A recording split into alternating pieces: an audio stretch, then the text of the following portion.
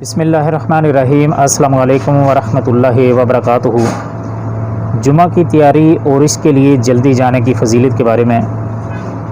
جو شخص جمعہ کے دن غسل کرے، اپنے سر اور جسم کو اچھی طرح دھوئے، پھر جمعہ کے لیے جانے میں جلدی کرے، چل کر جائے اور سوار نہ ہو، اور امام کے قریب بیٹھ کر خطبہ غور سے سنے اور کوئی فضول حرکت نہ کرے، تو ہر قدم کے بدلے اسے 1 سال روزہ رکھنے اور نماز پڑھنے کا ثواب ملتا ہے۔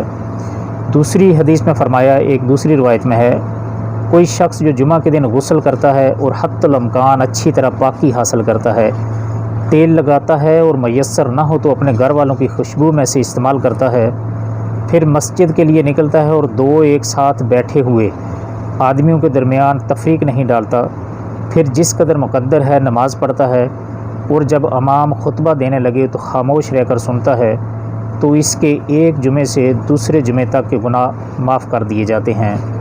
آپ دیکھ رہے ہیں یوٹیوب چینل حسن خورشید اوان۔ بات اچھی لگے تو لائک، شیئر اور کمنٹ ضرور کیجیے گا، اور اگر چینل کو ابھی تک سبسکرائب نہیں کیا تو چینل کو بھی سبسکرائب کر لیجئے، تاکہ اسی طرح کی اچھی باتیں آپ کو بر وقت ملتی رہیں۔ ملتے ہیں اگلی ایک ویڈیو میں، تب تک کے لیے اللہ حافظ۔ السلام علیکم ورحمۃ اللہ وبرکاتہ۔